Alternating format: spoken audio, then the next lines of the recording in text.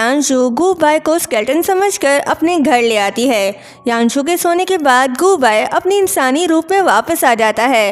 वो वापस जा रहा होता है, तभी उसकी नज़र सोंग वेंग के रिसर्च डॉक्यूमेंट्स पे पड़ती है। वो उन्हें देखने लगता है, तभी यांशु उठ जाती है। इससे पहले कि यांशु इसे देखे, ये खुद को सोफे पर फेंक कर मिस्टर वोन बन जाता है। इसके हाथ में रिसर्च डॉक्यूमेंट्स भी थे जो जमीन पर गिर जाते हैं। यांशु मिस्टर वोन को सोफे पर देख डर जाती है, क्योंकि इसने तो इसे टेबल पर लिटा दिया था। फिर रिसर्च डॉक्यूमेंट्स को जमीन पर बिखरा पड़ा देख कहती है कि ये तो मेरे फेवरेट सीनियर का रिसर्च डेटा है, क्या ये तुमने किया? ये वाइट हड्डी वाली भूतनी सच में बदला लेने वाली है। अब देखो मैं तुम्हें कैसे ठीक करती हूँ। वो नेल फाइल उठाकर उसके पैर को ठीक करने लगती है। अब इसे क्या पता कि इस वोन के अंदर एक इंसान है। वो बड़े गुस्से से उसे रगड़ने लगती है, जिससे गूबाई को पेन होने लगता है। कहता है कि जरा धीरे से, ये मेरा पैर है। के पैर को ठीक करने के बाद यांशु कहती है कि अब ये ठीक है, कोई निशान नहीं दिख रहा, काफी बेहतर लग रहा है। उसके जाने के बाद गूबाई फिर से इंसान बन जाता है। अब उसका पैर पहले से ठीक हो चुका है।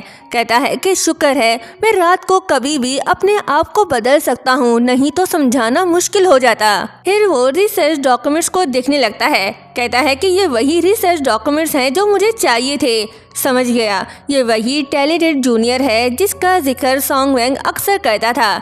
चलो अब चलना चाहिए। नेक्स्ट मॉर्निंग जब यांशु रेडी होकर स्टोर जाने लगती है तो देखती है कि मिस्टर वोन घर पर नहीं है। वो सोचती है कि मिस्टर वोन फिर से गायब हो गए। क्या मेरा दिमाग हिल गया है? क्या कल रात में उसे घर नहीं ले आई?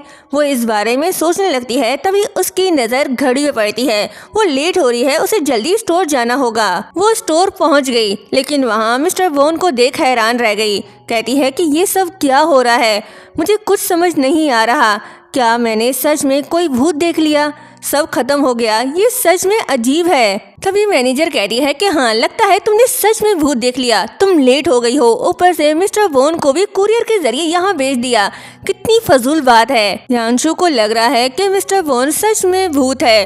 वो उसके पास जाकर हाथ जोड़कर माफी मांगने लगती है। कहती है कि वोन सर, मैंने जानबूझकर तुम्हें नहीं तोड़ा, प्लीज मेरा पीछा करना छोड़ दो, मुझे परेशान मत करो। वहीं शाओशिन अपनी फ्रेंड को बताने लगती है कि क्या तुमने सुना, कल रात प्रोफेसर गूबाई कॉलेज में लेक्चर देने वाले हैं। फ्रेंड कहती है कि गू प्रोफेसर काफी मिस्टीरियस हैं। वो सिर्फ रात में ही लेक्चर्स देते हैं और उनके लुक्स किसी सुपरस्टार से कम नहीं। यांशु गुड लुकिंग प्रोफेसर के बारे में सुन एक्साइटेड होकर कहती है कि वाओ, हैंडसम प्रोफेसर। आधी रात को सभी स्टूडेंट लेक्चर अटेंड करने पहुंच जाते हैं।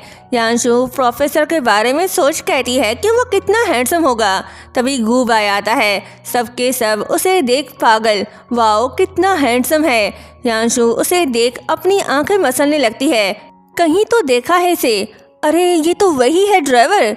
गूबाई उसे देखने लगता है, फिर लेक्चर स्टार्ट कर देता है। यांशु उसकी खूबसूरती पर थोड़ी फिदा होती है। सोचती है कि वाओ, पहली बार इतना हैंडसम प्रोफेसर से लेक्चर सुन रही हूँ, मज़ा आ गया। लेकिन ये वही है जो मुझे बीच रास्ते में कार से उतार कर चला गया था। हैंडसम होने का क्या फायदा। तभी गूबाई उसे देखने लगता है। यांशु भी उसे देख रही होती है। क्लास हुई खत्म, सभी लड़कियां गूबाई की तस्वीरें ले रही होती हैं। तभी गूबाई यांशु के पास आकर पूछता है कि क्या तुम्हारा नाम यांशु है? यांशु घबरा कर हाँ कहती है तो गूबाई कहता है कि मेरे साथ चलो। ये बोलकर वो चला गया। यांशु भी हैरान है कि प्रोफेसर गू को मुझसे क्या काम है। वहीं शाओशिन भी होती है।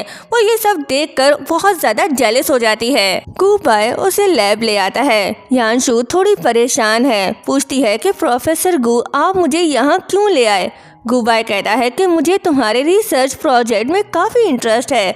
अगर तुम्हें ज़रूरत हो तो ये लैब इक्विपमेंट तुम कभी भी यूज़ कर सकती हो। ये सुन यांशु हैरान होकर कहती है कि क्या सच में मैं ये लैब यूज़ कर सकती हूँ?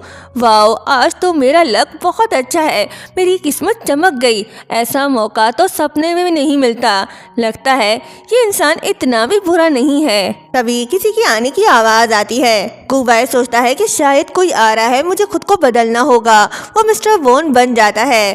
शाओशिन देखती है कि लैब में सिर्फ यांशु है। सोचती है कि प्रोफेसर गू कहाँ गए और ये मिस्टर वोन, ये तो हमारे स्टोर का है, यहाँ कैसे आया?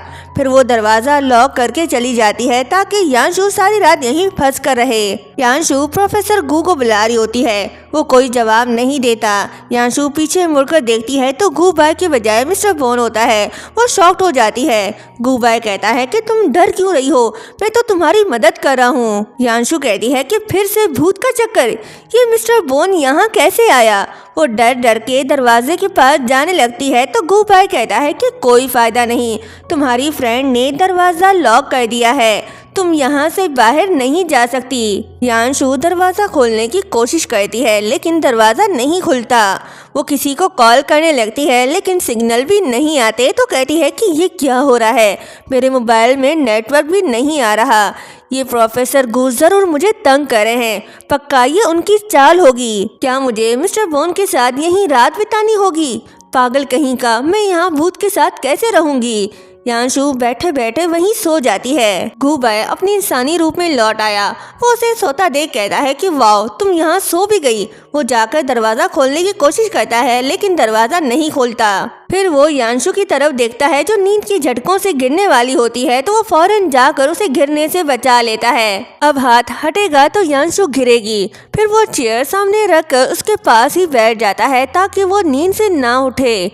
यांशु हिलने लगती है तो गू बाय कहता है कि कितनी अनोइंग हो तुम, बस अब उठना मत। तभी यांशु अपनी आंखें खोलती है। गू बाय घबराने लगता है।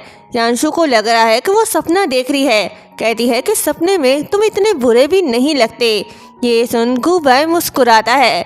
यांशु कहती है कि तुम सच में बहुत अच्छे दिखते हो। ये बोलकर वो सो जाती है। गू बाय कहता है कि मेरे ये हड्डी वाले शरीर को तुम फिर से घर मत ले जाना। दोनों सारी रात तक वहीं फंसे होते हैं। सुबह हो गई, सूरज निकल आया। गू बाय भी मिस्टर बोन बन गया। तभी टीचर आकर दरवाजा खोलते हैं। यांशु उठ जाती है। वो टाइम देखती है तो कहती है कि गई काम से, फिर से काम के लिए लेट हो जाएगा।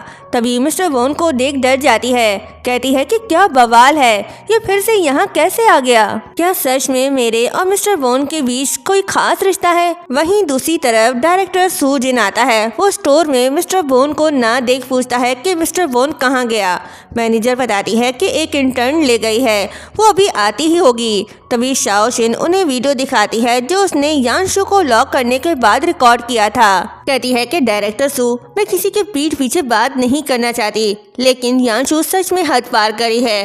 वादे के मुताबिक उसने मिस्टर बोन को ठीक नहीं किया और बिना किसी वजह के उसे कॉलेज ले गई। समझ नहीं आ रहा कि वो कर क्या रही है। तभी यांशु मिस्टर बोन के साथ स्टोर आती है। मैनेजर गुस्सा होकर कहती है कि यांशु, तुम बिना पूछे मिस्टर बोन को शॉप से कैसे ले जा सकती हो?